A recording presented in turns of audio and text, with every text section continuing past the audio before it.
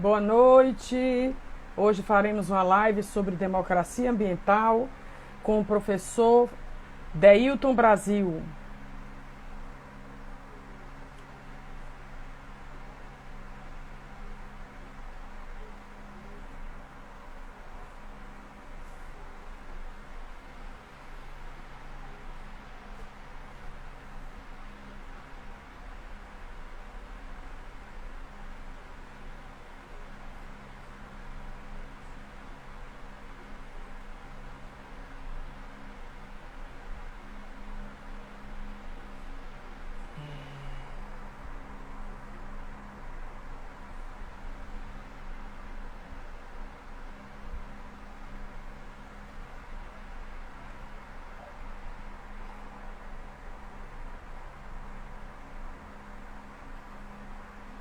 Boa noite, Hugo de Freitas.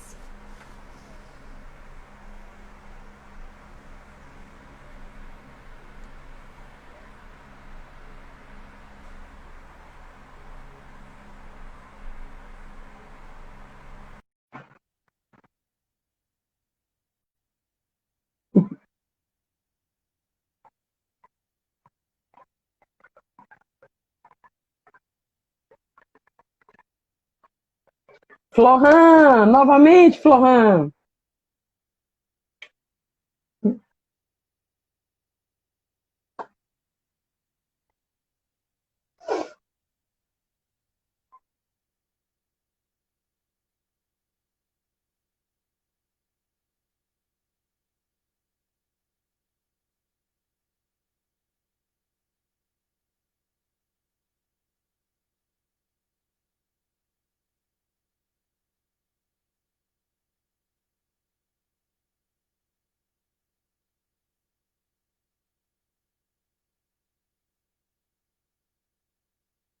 Eu acho que está tendo algum problema no aparelho do nosso convidado. Parece que a câmera não está reconhecendo, ó.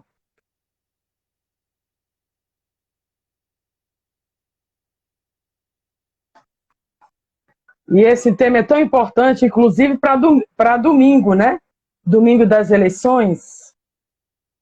Florhan, se não der certa live, você acha que eu devo falar aqui sobre democracia ambiental, Florhan?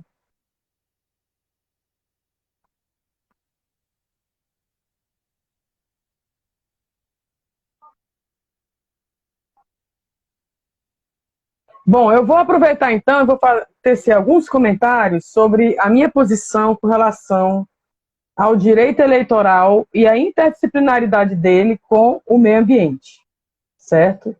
Então, no domingo, dia 15 de novembro, nós temos o grande desafio, é um grande desafio exercer a cidadania eleitoral, de escolher um candidato ao cargo de prefeito do município de Fortaleza, certo?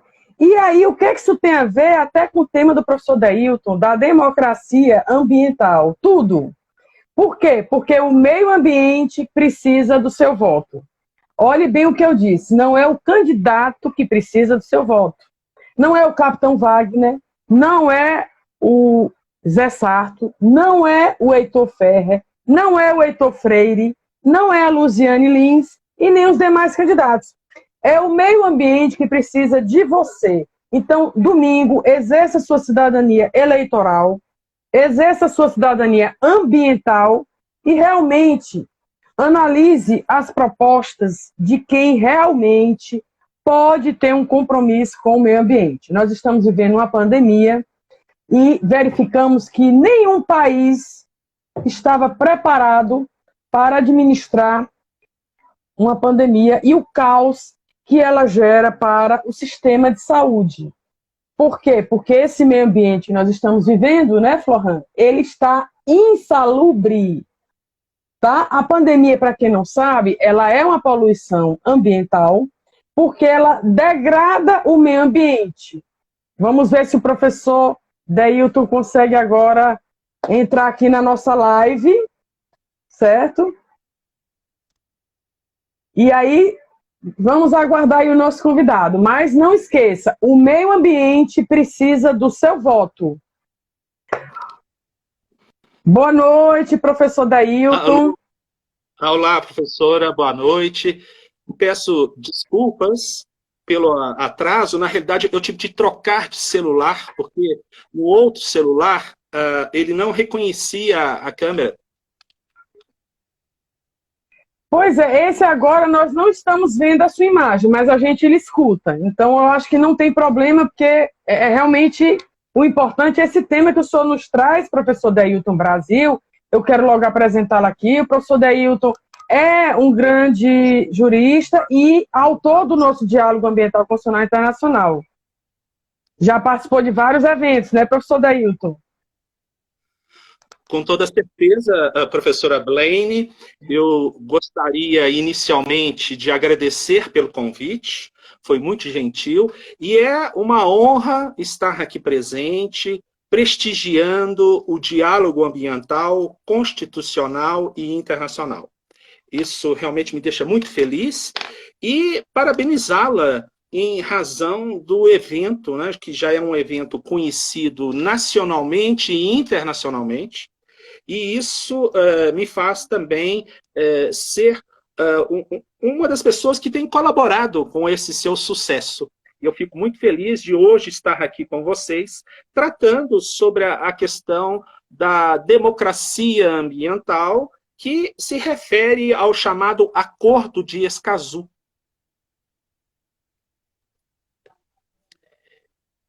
E, obviamente, eu então devolvo a palavra para que então possa estar conduzindo o evento, professora Blaine.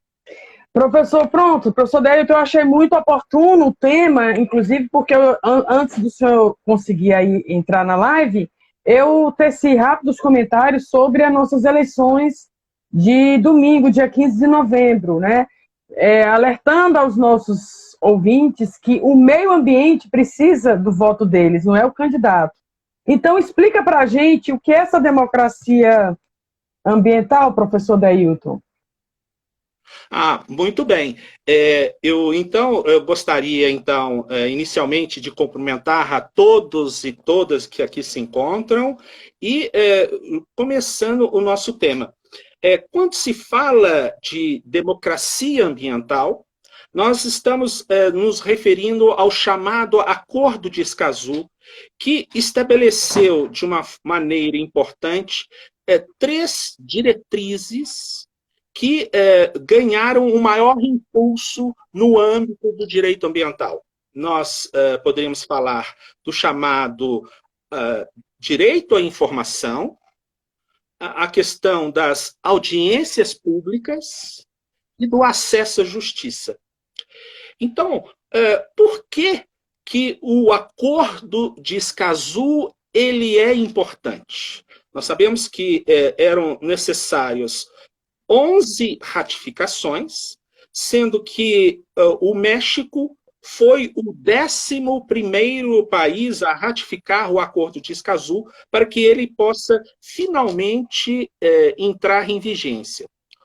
O Acordo de Escazú ele é importante porque ele proporciona aos cidadãos maior acesso à informação pública em temas ambientais, inclusive sobre grandes projetos de desenvolvimento. Ele também promove uma maior participação cidadã em decisões ambientais, proporciona uma maior facilidade de acesso à justiça em temas ambientais, e que talvez seja aqui a grande novidade do Tratado ou Acordo de Escazú, é que ele propõe, de uma maneira inédita, ele propõe prevenir, investigar, punir todos os ataques contra defensores de direitos ambientais. É o primeiro tratado internacional que contempla medidas específicas para protegê-los, os chamados defensores de direitos ambientais. Daí a sua importância. E quando nós falamos do Acordo de Escazú, nós temos que aqui fazer uma referência ao princípio 10 da Declaração do Rio sobre o Meio Ambiente e desenvolvimento. O que esse princípio 10 nos traz? A melhor maneira de tratar as questões ambientais é assegurar a participação no nível apropriado de todos os cidadãos interessados.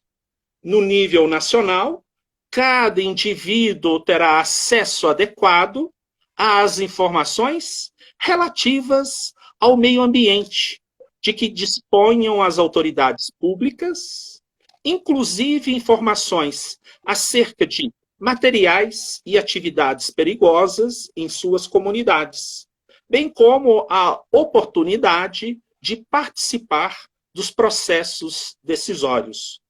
Os estados irão facilitar e estimular a conscientização e a participação popular, colocando as informações à disposição de todos. Será proporcionado o acesso efetivo a mecanismos judiciais e administrativos, inclusive no que se refere à compensação e reparação de danos. Dessa forma, nós vamos ver que o princípio 10 da Declaração do Rio sobre o Meio Ambiente e Desenvolvimento, ele se constitui na espinha dorsal do Acordo de Escazú.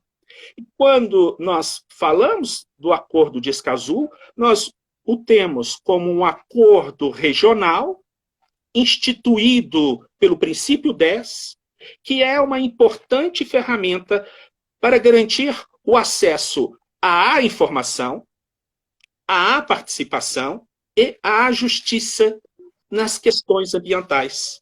Tais direitos são fundamentais para a prevenção de conflitos e para a judicialização de fatos que comprometem a qualidade ambiental e integridade dos serviços e bens ecossistêmicos. Daí a importância de analisar o contexto e a aplicabilidade dos direitos de acesso. Então, um dos pilares que constituem o Acordo de Escazú, que vão realizar essa chamada democracia ambiental, consiste no chamado acesso à informação. Quando se fala em mudança de paradigma, dois princípios constitucionais precisam ser observados e corretamente desenvolvidos para consubstanciar o princípio da democracia participativa em matéria ambiental, quais sejam o princípio da informação e o princípio da educação ambiental. Esses dois princípios são de fundamental importância para que a plena participação popular ocorra em seu nível mais elevado. A Constituição Federal de 1988 é um importante marco no estabelecimento do direito à informação e da publicidade como princípio da administração pública, que foram detalhados em várias leis, especialmente na Lei Federal de Acesso à Informação, Lei 12.527, de 2011, que estabelece obrigações de transparência ativa e passiva relacionadas a todas as áreas da gestão pública, e a Lei de Responsabilidade Fiscal, que aborda a transparência orçamentária. Além delas, existe a Lei 10.650, de 2003, que trata de uma maneira específica do acesso à informação em temas ambientais e diversas leis ambientais que definem a obrigação do poder público em gerar, organizar e disponibilizar publicamente um conjunto de informações ambientais. O acesso à informação reafirma o direito já garantido na legislação brasileira de a população acessar toda a informação sobre projetos e ações públicas sobre o tema. Uma das principais inovações é que esse direito se estenda também a projetos privados que impactam o meio ambiente. Ou seja, se uma empresa pretende extrair um recurso natural de determinada região, a população local pode obter detalhes do projeto e influenciá-lo.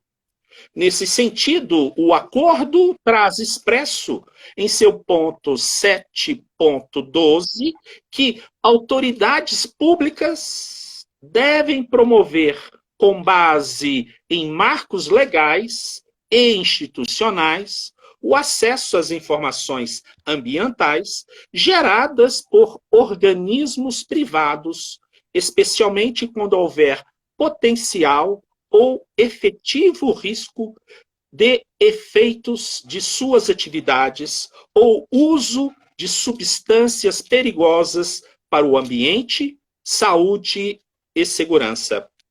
Na área ambiental, o direito à informação tem especial relevância, dada a natureza coletiva do direito ao meio ambiente adequado e a responsabilidade comum de todos na proteção do mesmo, assim como a fragilidade e difícil reparação do meio ambiente.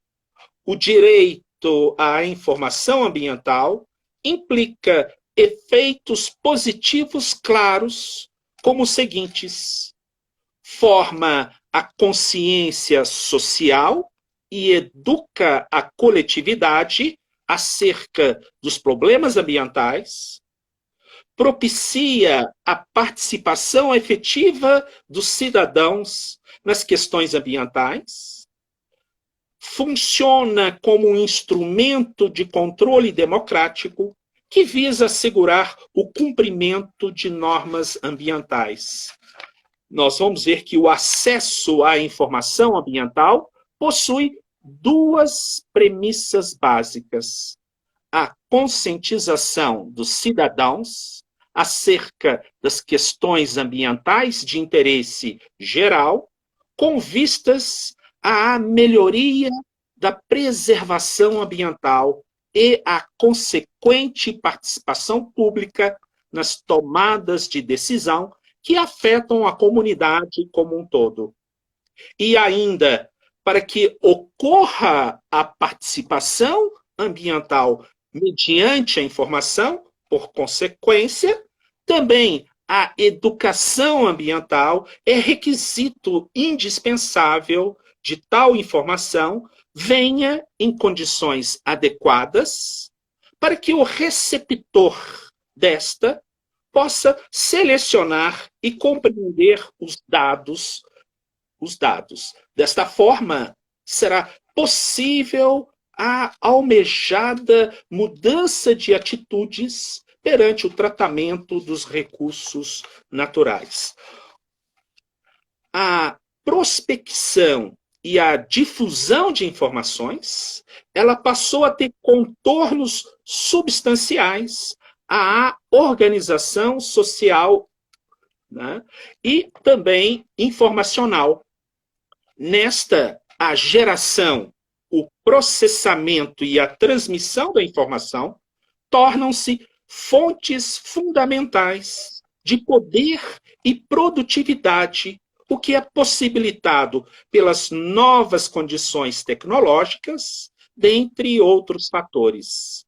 As implicações político-jurídicas da informação podem relacioná-la de maneira substancial ao Estado democrático de direito. E, feitas essas considerações, nós vamos passar para um outro pilar do Acordo de Escazú, que vai tratar justamente sobre o acesso à participação pública. O acesso à participação reafirma o direito popular ao processo de formulação de políticas e projetos ambientais e prevê a obrigatoriedade do governo em justificar publicamente o porquê de não incluir sugestões populares em suas políticas, o que não acontece atualmente. Além disso, o governo brasileiro tem hoje poder discricionário e escolhe quando quer ou não ouvir a população na criação de uma nova lei ambiental, o que também deve ser mudado. É importante destacar neste sentido que a participação cidadã, por sua vez, se torna um mecanismo para integrar as preocupações e os conhecimentos dos cidadãos nas decisões de políticas públicas que afetam o meio ambiente. E é por meio desses diversos instrumentos que essa participação se efetivará.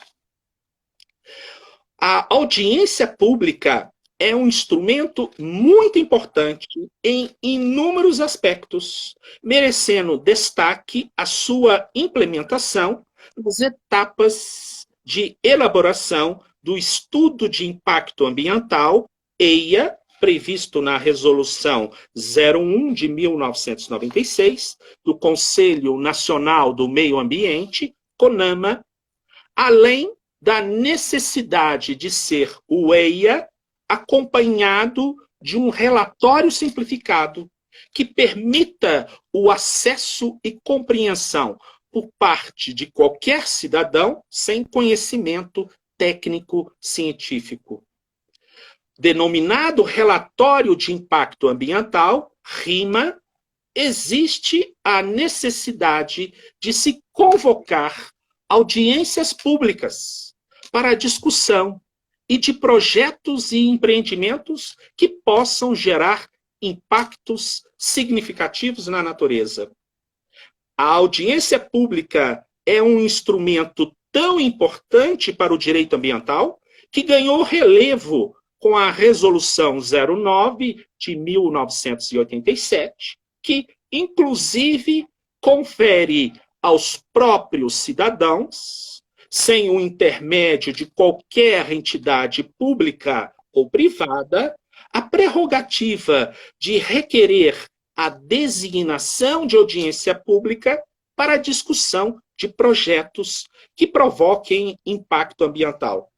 Desse modo, a audiência pública se apresenta como um instrumento de difusão da democracia participativa, proporcionando aos cidadãos presentes espaço para expor seus pareceres e auxiliarem nas tomadas de decisões, seja do legislativo, do executivo ou do judiciário, e seja em âmbito municipal, estadual ou federal, uma vez que a participação da população tem espaço em qualquer situação e em qualquer esfera da coisa pública.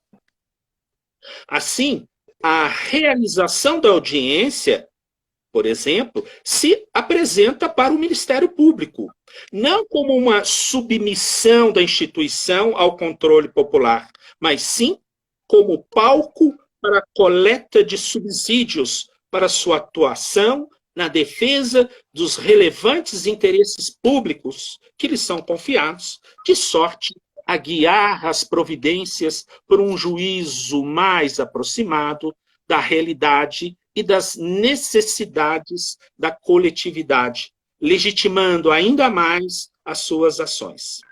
E, por último, nós ainda temos o terceiro pilar, que seria o acesso à justiça. Hoje, a legislação brasileira dispõe de mecanismos legais que garantem o acesso à justiça para pessoas ou grupos sem condições financeiras de fazê-lo. A efetivação do princípio garante, ademais, a gratuidade para as populações em desvantagem tanto do processo em si, quanto da assistência técnica jurídica necessária. A Europa já adotou leis baseadas nesse princípio em um documento conhecido como Convenção de Aarhus, assinada na Dinamarca em 25 de junho de 1998, sob a égide da Comissão Econômica das Nações Unidas para a Europa. É um exemplo desse crescimento, sendo um dos mais importantes instrumentos do direito internacional do ambiente. Referida Convenção de Aarhus foi baseada na ideia de que o desenvolvimento sustentável apenas pode ser verdadeiramente alcançado através do envolvimento de todas as partes interessadas, portanto, com a necessária participação dos cidadãos. Apesar de não ter sido ratificada pelo Brasil, o Acordo de Escazú, embora haja possibilidade de aplicação dessa convenção a países não europeus, a Convenção de Aarhus fornece importantes instrumentos para que seja assegurada a participação. Aqui eu me refiro à chamada Convenção de Aarhus, né? Apenas fazendo aqui uma correção. Então, referente à chamada Convenção de Aarhus, apesar de não ter sido ratificada pelo Brasil, embora haja a possibilidade de aplicação dessa convenção a países não europeus. A Convenção de Aarhus fornece importantes instrumentos para que seja assegurada a participação através do reconhecimento expresso de direitos ao público, direito de acesso à informação relativa ao ambiente, o direito de participação nos procedimentos, de tomada de decisão em matérias ambientais e o direito de acesso à justiça nessas matérias. Ao fazê-lo, a referida convenção permite que os cidadãos reajam contra uma atuação danosa ao meio ambiente junto a um órgão internacional. Outros lugares do mundo, como o Japão, observam a iniciativa da América Latina para replicarem suas legislações locais. A legislação brasileira, incluindo a própria Constituição Federal de 1988, criou instituições e diferentes instrumentos que visam garantir o acesso à justiça para os cidadãos nas questões ambientais. O Brasil adota um conceito amplo de acesso à justiça, não o reduzindo ao acesso ao poder judiciário, mas também a instrumentos extrajudiciais de resolução de conflitos e de restauração de danos ambientais.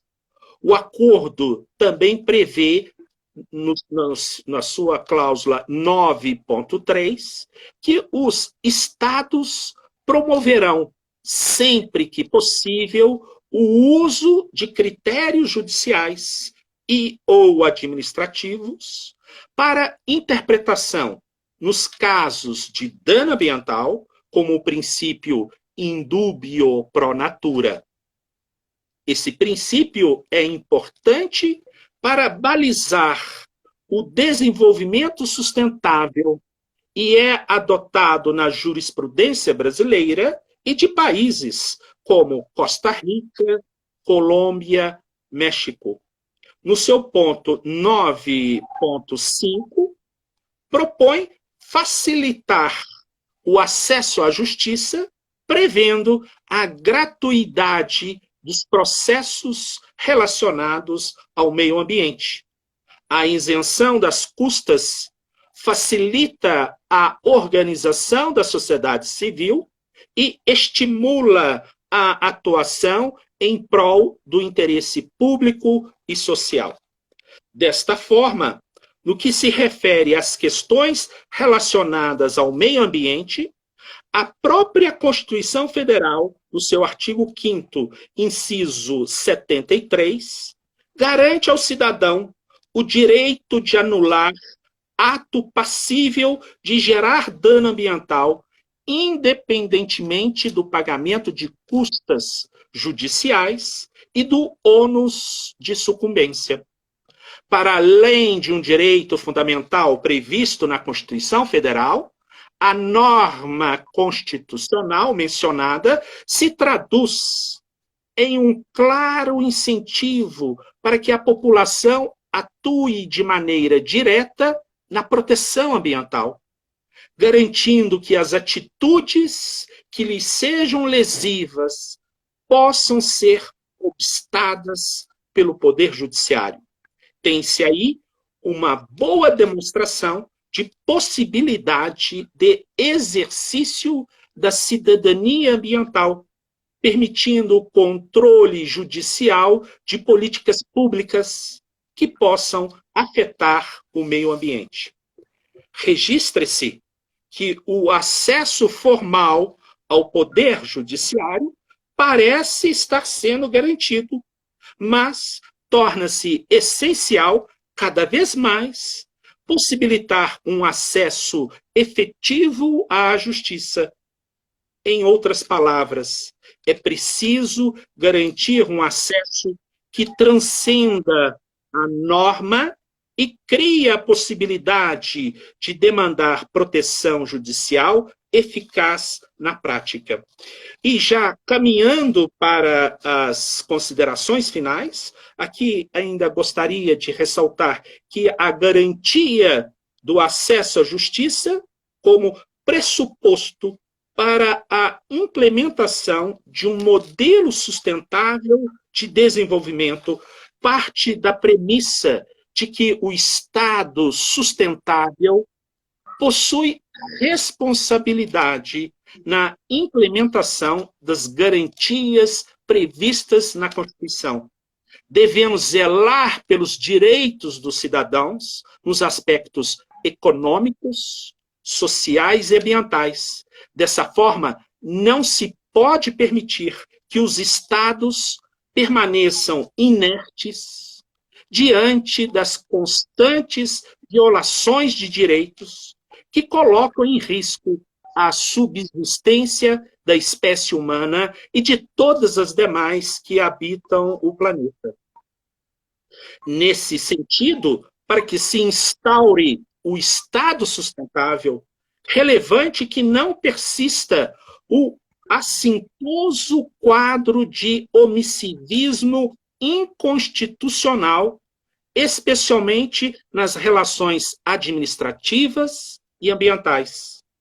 Assim, a ousada releitura da responsabilidade do Estado, coibindo ações e omissões desproporcionais, implica fazer frente aos desafios complexos da gestão pública sustentável, notadamente para lidar com a formação de poupança pública, com os investimentos urgentes e prioritários em infraestrutura, com o uso precípuo e crescente das energias renováveis e, não menos importante, com todos os itens que compõem a agenda da sustentabilidade. Administrar é aplicar a Constituição Federal em tempo útil e de ofício, o que não exclui a legalidade e o respeito às regras, mas insere o compromisso maior de garantir, em primeiro plano, a eficácia direta à rede complexa dos princípios fundamentais, entre os quais da sustentabilidade com a tutela individual e coletiva dos direitos associados. O bem ambiental pertence a toda a coletividade. Portanto, esta tem o direito-dever de se manifestar diante daqueles projetos que possam causar significativo impacto ambiental.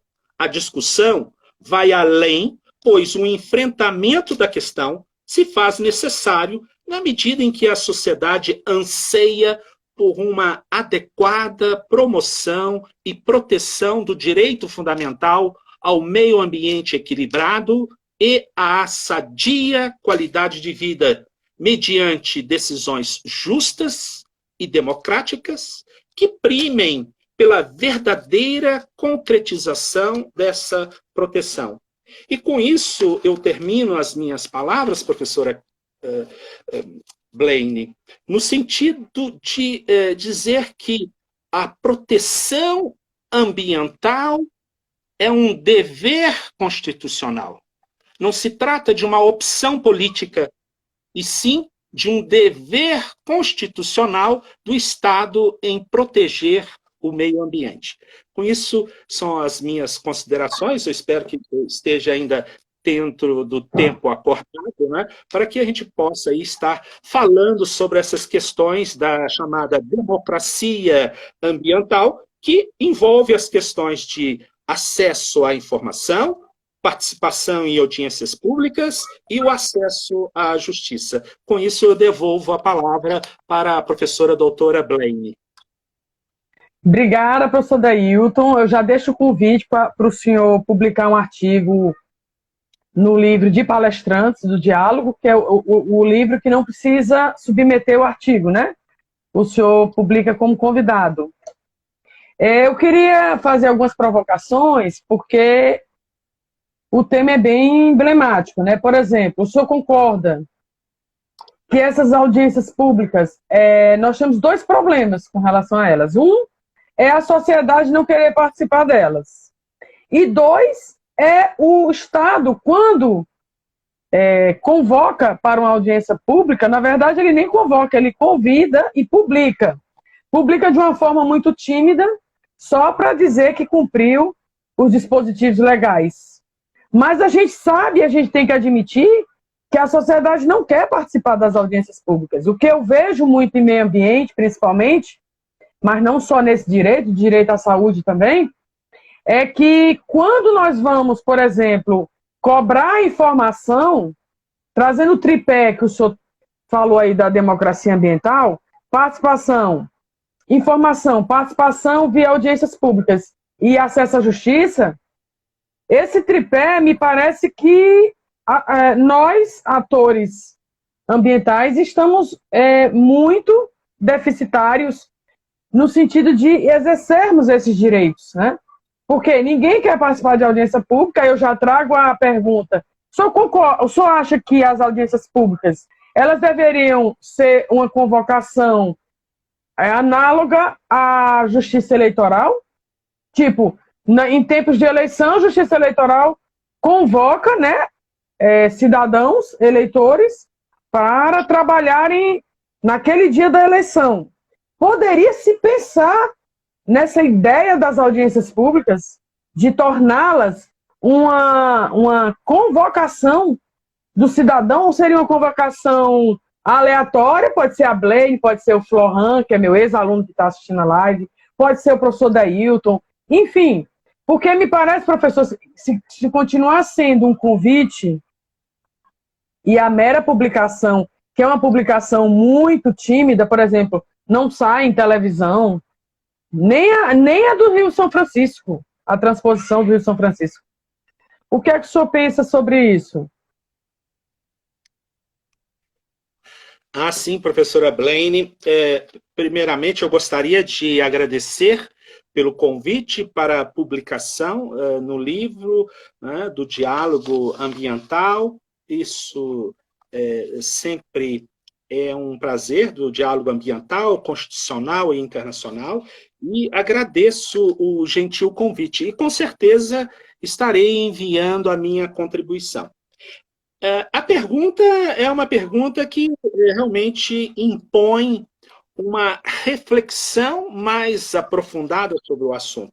Porque o Brasil ele se encontra na condição de um país em desenvolvimento, mas eu ainda acredito muito no ser humano.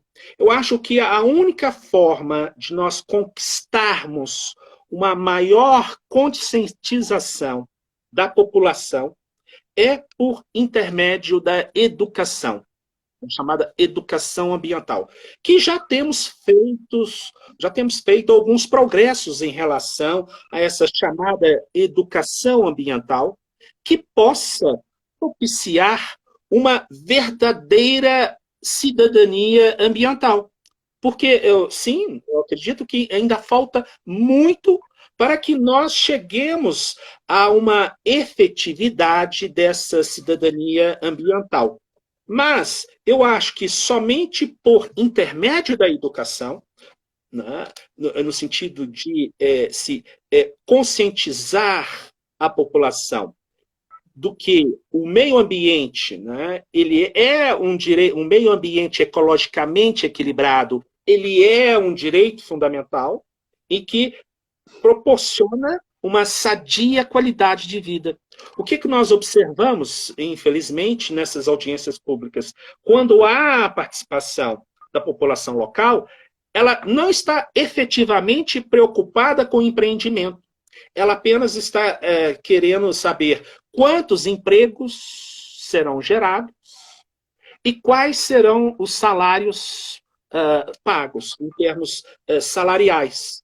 Então, nós observamos que nós ainda estamos numa fase ainda muito primária, né, em relação a essa proteção do meio ambiente. E aqui também eu observo que, da mesma forma que está acontecendo com o direito do trabalho, em que está havendo uma flexibilização muito intensa da legislação trabalhista, o mesmo está ocorrendo com o direito ambiental.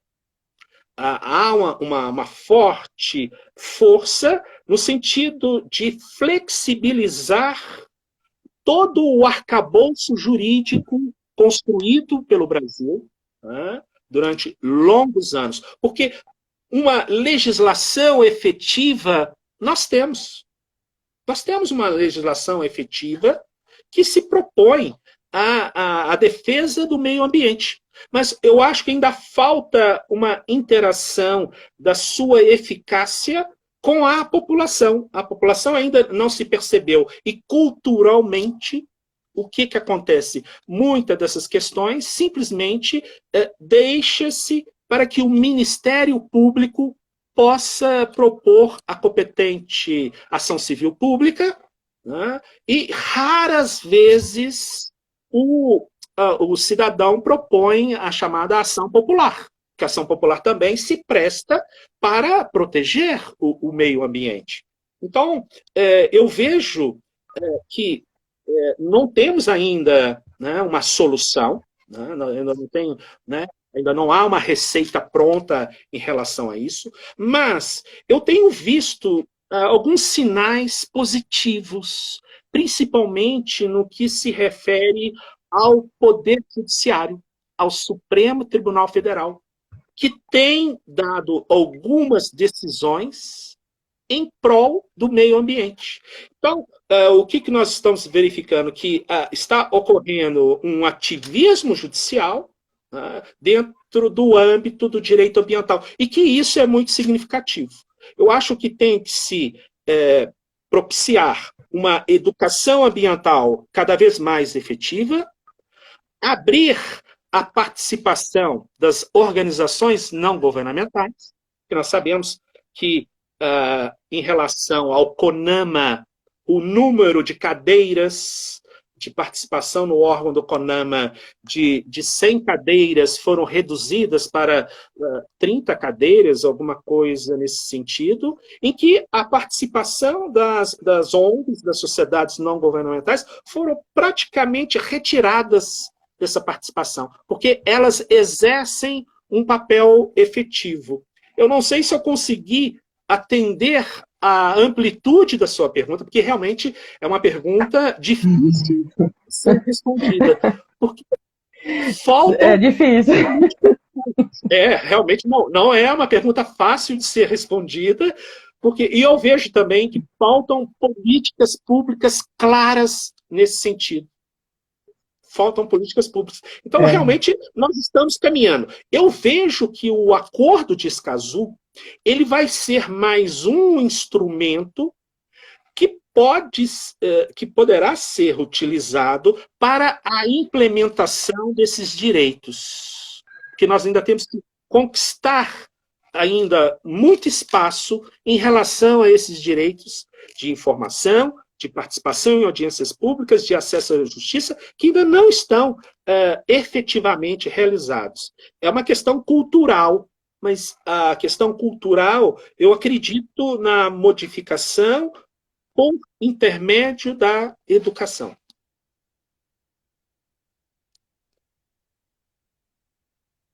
Professor Dailton?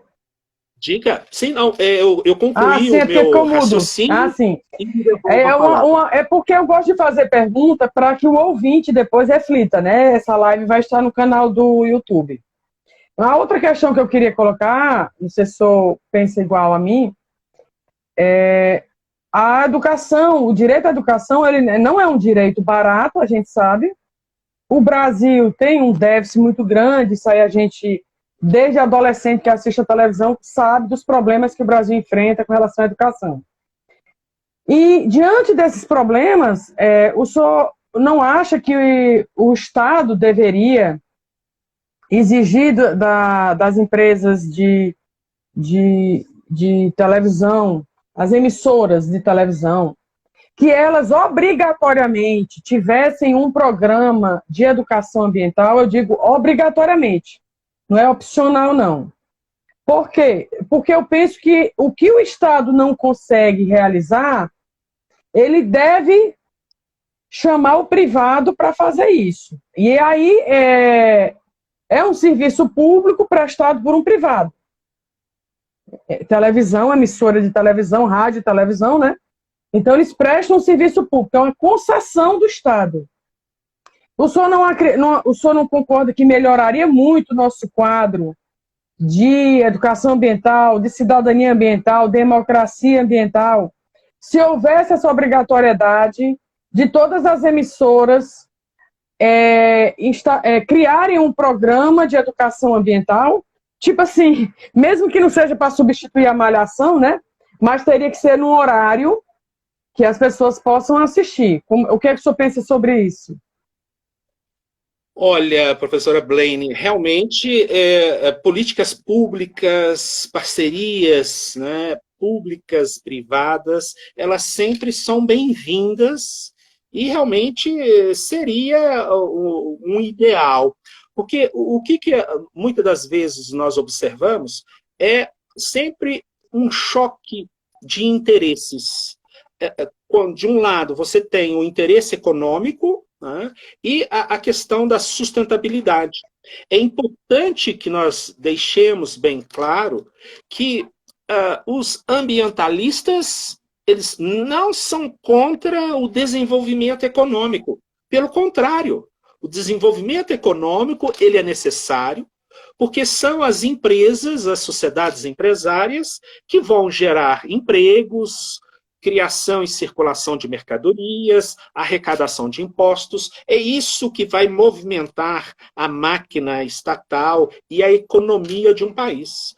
Então, as questões ambientais, momento algum nós pregamos que não tenha como haver o desenvolvimento econômico. Mas só que nessa relação, nós observamos que muitas das vezes o interesse econômico, o interesse do agronegócio, enfim, de outras atividades econômicas, né, falam mais alto do que a sustentabilidade. Então, em função desse interesse econômico, ele é legítimo, mas o que se procura é que ele seja sustentável, não há um interesse ou uma vontade política efetiva de se implementar essa educação ambiental. Porque no momento em que ela é implementada, o cidadão ele passa a ser mais participativo, ele passa a ser mais reflexivo e questionar mais as decisões. E muitas das vezes isso não é o que eles querem. Né? Não sei se eu Exato. atendi Sim, as sim. considerações da professora. Professor Dailton, então, antes que o Instagram encerre a live, o senhor quer passar uma mensagem final para os ouvintes? Eu apenas aqui gostaria de agradecer publicamente a professora Blaine Paula pelo convite formulado, pela excelência do diálogo internacional, né, o diálogo ambiental, constitucional e internacional, que já está plenamente consolidado, tanto no âmbito nacional como internacional, e eu fico aqui muito feliz de estar com a professora, com os nossos participantes aqui da nossa live, desejar a todos uma boa noite, uma boa continuação das atividades, e que esse assunto aqui discutido sirva para que nós podemos refletir sobre as questões ambientais. Porque sem o meio ambiente não há possibilidade de vida se nós destruirmos a nossa própria casa. Né? Eu estou lendo um livro de um indigenista, ele chama Ailton Krenak. E ele tem Sim. um livro. Sim, ele é excelente, eu gosto muito dele, e ele editou um livro agora, um livro pequenininho, com 18 páginas, que ele diz o seguinte, que essa pandemia, ela veio para punir a humanidade, que somos nós, seres humanos. Porque ele faz uma comparação que a natureza ela continua no seu mesmo ritmo, a melancia continua a crescer, a natureza a se desenvolver. Esse vírus ele não mata animais e nem pássaros, somente seres humanos. Que talvez essa pandemia seja um aviso da natureza para que nós repensemos o nosso processo civilizatório. Nós nos afastamos muito, né, da natureza. Eu acho que nós temos que aprender muito com os povos originários, e que é essa a minha mensagem, no sentido de que busquemos retornar às nossas conexões com a natureza de onde viemos e de onde somos. Muito obrigado, muito obrigada, professor Dailton. Foi um prazer. Depois a gente marca uma outra live sobre outro tema. E eu envio um vídeo para o senhor, tá bom? Muito obrigado. E eu também estou para convidá-la para uma palestra na Universidade de Itaúna, em Minas Gerais. Brevemente eu estarei formulando esse convite, professor. Tá bom. Muito obrigada e uma boa noite a todos. Uma boa noite e muito obrigado.